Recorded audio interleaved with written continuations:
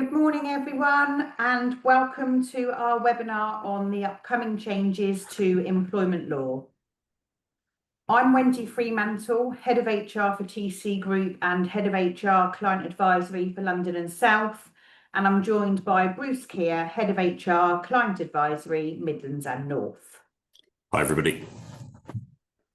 So at the beginning of July this year, the government announced dates for the rollout of the new Employment Rights Bill, with changes to take effect from April 26, also from October 26, and then some further ones in 2027. So what we're going to do this morning in this webinar is just talk you through what is changing, the timeline for those changes, the impact on you as an employer, benefits for your business, and then how to prepare for the changes.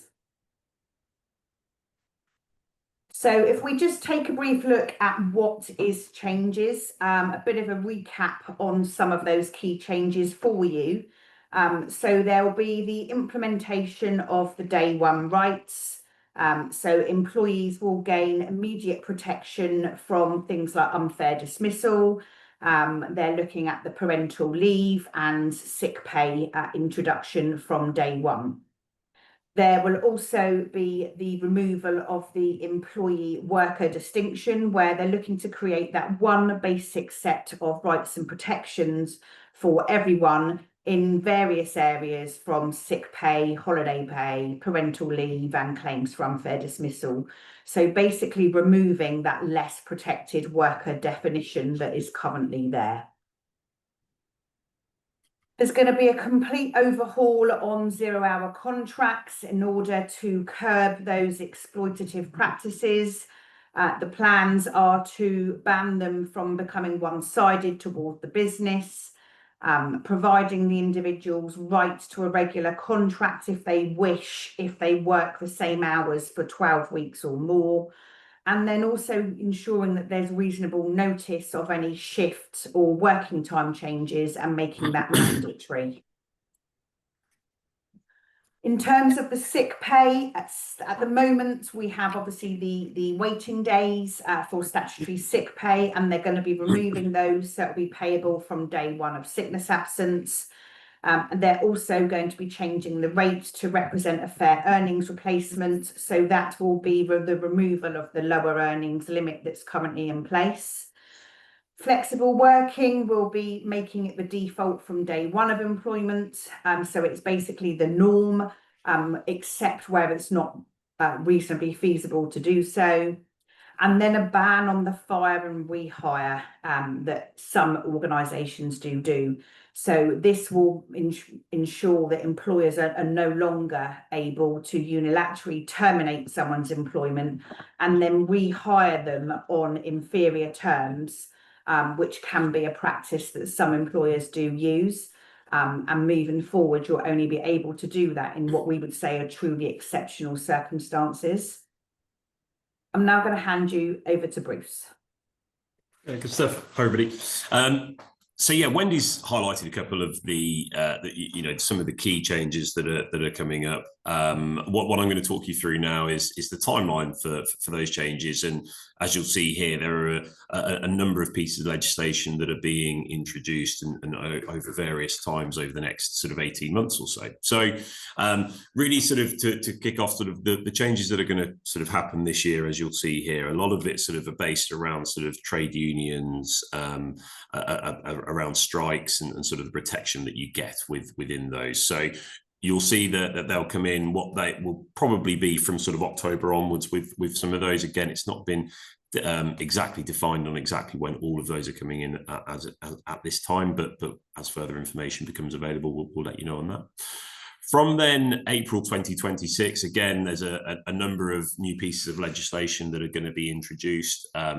You sort of see here in terms of some of the maximum collective redundancy protective award is doubling. There's going to be statutory sick pay from day one, removing any waiting periods and removing the lower earnings limits. That's going to be a big, a big one for employers, and especially, looking at where employees may have sort of frequent, very short spells of absence. It's going to mean that, you know, currently if you pay statutory sick pay, there would be that waiting period, and those days would go unpaid.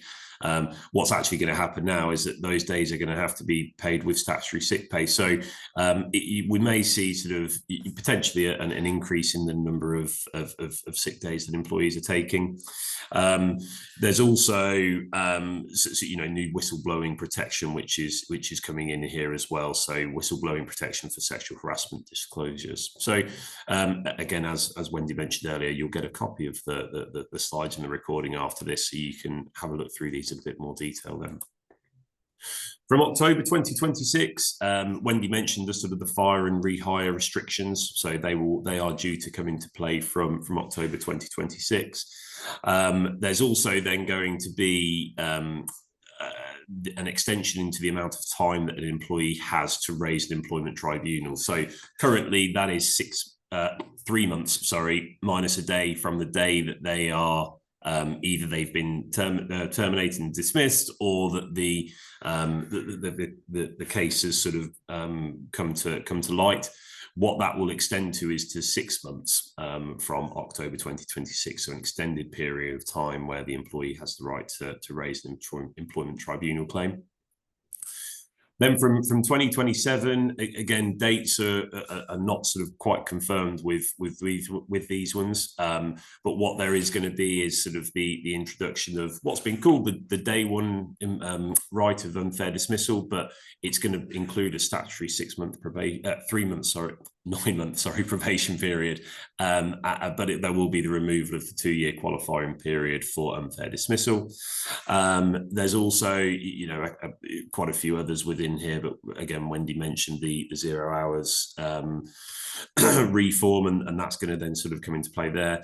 There's going to need to be a bit more consultation around some of these, so we might see some slight changes to what was originally sort of proposed and introduced by the Labour government, but again, as we've mentioned, as we get more information on these, we will update you as we get it. So for you guys as employers, what's the impact going to be? So I think probably the initial one that springs to everybody's mind is that there's going to be some increased costs here. There's a number of different things that are going to sort of contributing towards that. You know, expanded rights for a number of different employee rights. There's also sick pay. There's, you know, things around sort of tribunal risks, as we've mentioned. But the other pieces that probably haven't been considered as much, there's going to need to be an increase in things like training. You're going to probably want to increase your costs around recruitment, because you're going to want to ensure that the people that you are recruiting are employees that you're going to want to keep longer term. So you're going to want to make sure that you are, you know, thoroughly sort of going through a recruitment process that allows you to really assess the candidates that you're looking at. That leads in itself to increased administration. So you're going to, you know, need to have a more thorough policies and processes, and be able to sort of show that you are following those processes and policies, and show that they are fair processes as well. We've mentioned sort of the unfair dismissal claims from day one, so post that probation period that we believe it's going to be. And what we see already, and I'm sure that a number of you may have seen or heard about these types of individuals, but we see serial sort of the employment tribunal claimers now, and I think that that's only going to increase as it becomes easier for an individual to claim that unfair dismissal from day one. Also then sort of mentioned the sort of the impact that it's going to have on sort of the way that you manage and your managers manage their employees. So there's going to need to be an increase in training for managers to ensure that they aren't sort of falling foul of any of the new introduced legislation. Whilst there are in those impacts you may sort of deem as being negative, there are some benefits, and I think it's important that, you know, with these situations, that we do try to focus on, okay, how can it benefit us as business managers and you guys as business owners, in terms of how we can make the best of it. So what we've got in here, there's some improved staff retention. So actually, if you are going through a more thorough recruitment process, if you are, there are protections that the employee has. What you are going to need to work on is building that relationship with the employee. That can lead to some better retention, better engagement, and we hope that will then lead to less need to recruit new individuals and less need to be potentially exiting employees. There'll be that leads then to that stronger employer brand. You'll have more advocates for the business. They will become sort of more valuable to you in terms of attracting better candidates in what will be a competitive market if everybody is looking for those better quality individuals. And just generally, you'll then have better sort of practice management. We've talked about sort of the need to train your managers to ensure that they are managing their employees correctly. And I'm sure a lot of you sitting there as business owners would love your managers to be more competent in terms of being able to manage their employees in sort of their everyday piece and making them more productive, which is clearly going to benefit the business.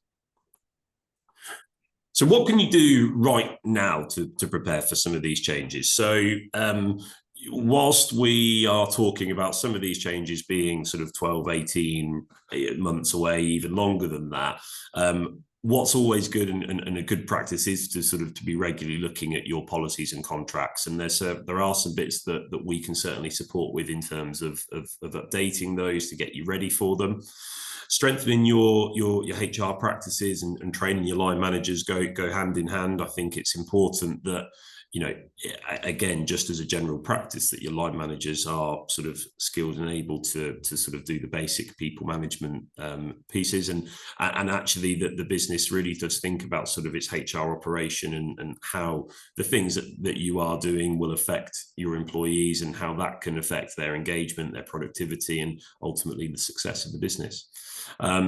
What you can then also do, track your developments in terms of how things are going. Again, there's going to be a real emphasis on showing that you have thought about your people operations, you've implemented new policies, you've changed with the legislation, and then if anybody does look to raise a claim against you, you've got a robust argument to say that you've been able to track those and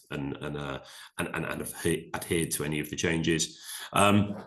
And what we've certainly spoken, some clients are sort of already looking at doing is preparing for some of the financial impact. So we mentioned around sort of, maybe some increased budget for recruitment, increased budget for training, potentially putting, some more, financial or more pot aside for if there are any sort of issues that need to be sort of dealt with and resolved. So it obviously, something that is always good to do in terms of preparing, that we don't really want to be doing, to be putting that money aside, but it is important, and we're happy to talk to you about what that may look like if required. So that's pretty much everything that we've got to run through with you right now. We've got a short poll that we're just going to run in terms of if you would like to know a little bit more about the support options that we can offer, and certainly how we can help you to prepare for any of these changes that are coming in. So I'm just going to give a couple of minutes just to put that out, and if everybody could please respond to that, that would be great.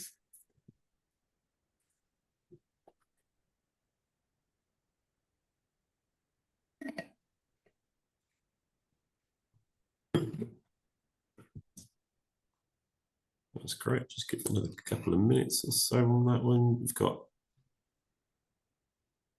nearly 50% of everybody that's on the call have responded. So let's give it another 10 seconds or so, if that's okay.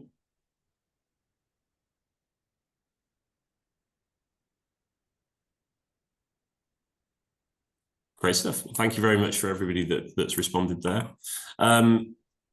I'll pass you back to Wendy just for any further questions that we've got, if any have come through. So we've got Q&A session available on this link. So if you want to pop in any questions, and then we'll work through them, answering them live with you now. Any that we are unable to answer or don't get to, then we will come back to you separately. So there's one on here, SSP waiting days are being removed, so it becomes payable from day one. But will the minimum 4-day absence requirement also be removed, or will it still only apply for longer periods of sickness? So it's being removed for all sickness absence. So there will be no waiting days applicable, and SSP will be payable from day one, regardless of the duration. So if they're off for 1 day, then they'll be paid SSP for that day. If they're off for a week, then they'll be paid for the week at SSP. That's great. I also have a question that's come across separately, which is around the statutory probation period and what that will look like. So at this stage, we haven't had too much information in terms of what that statutory probation period will sort of need to include. But I think certainly from our perspective, I think best practice will be to ensure that there is a set program for the employee during that statutory probation period, and that they have, very clear goals being set from early in the process. There are review periods, and sort of there's then the opportunity for the employee to feed back to the employee, and vice versa for the employee to feed back to the employer. And if it ultimately gets to the point where actually it's clear that the individual isn't going to be suitable and therefore unfortunately will have to fail their probation period, that there is a very clear process that's been set out, and there's an audit trail of those things happening, so that a clear and fair process can be proved. But as we get more information, then we will let you know. Is there any indication of the new SSP flat rate from April 26? No, there's no indication on that yet. We know they will be removing the lower earnings limit, which is currently in place, in order to be eligible for SSP. So that will be removed, but there's no guidance on what that rate will look like as yet. And they normally release those sort of a month or so before April. So another question we just had through separately is, with employers increasingly providing less information when asked for a reference, is there any way to see if a candidate has raised employment tribunal claims in the past? It's not something which is easily available. It is something that you'd have to sort of troll through sort of the claims that have been raised and have become public. Unfortunately, as I said, it's not that easy to get hold of that information. If you have any candidate where you are sort of worried about that, I think what I would be sort of going back to is, one of the questions that you've asked them during the process. If there's a suspicion that you would be worried that there would be some form of claim, I would certainly sort of, as I say, go back through the information that you've gathered on them and ensure that the process has been as thorough as possible. Unfortunately, it's not, as I say, the easiest information to get hold of, and predicting anybody that's going to raise a future claim can also be very difficult. And also, really, there shouldn't be any sort of discrimination against anybody that has raised them in the past. I think necessarily, there may have been a genuine reason for raising it. I mentioned there are some serial sort of employment tribunal raisers, but not everybody is like that. And then another one that's just come through: with 0 hours contracts being banned, can I set a minimum of, say, 20 hours when the actual hours could be 40 hours? Our business has variable hours. So it's not a complete ban on 0 hours, I guess, is the first thing that we want to sort of put across. It's the individual will have a right to request a fixed hour contract if they are working regular hours. So you can still offer a 0 hours contract if the individual is happy to accept that. But in terms of those hours, yes, you could say that it's a minimum of 20 hours. And it's variable, but that is the minimum that you're giving them. But it, can be flexible, up from there on a weekly basis. Again, it's one of those ones that we're going to be waiting for more information on exactly what we can and cannot do as per the contracts. And yeah, it's a bit of a watch this space situation on it. And we just got probably final questions come through. Will companies be able to claim statutory sick pay like maternity, or will this be a direct business overhead?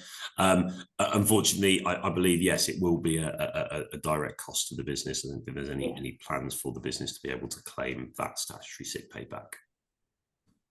Okay, so thanks for those questions. If anybody's got any further questions that we've not gone through, then please do get in touch with Bruce and I.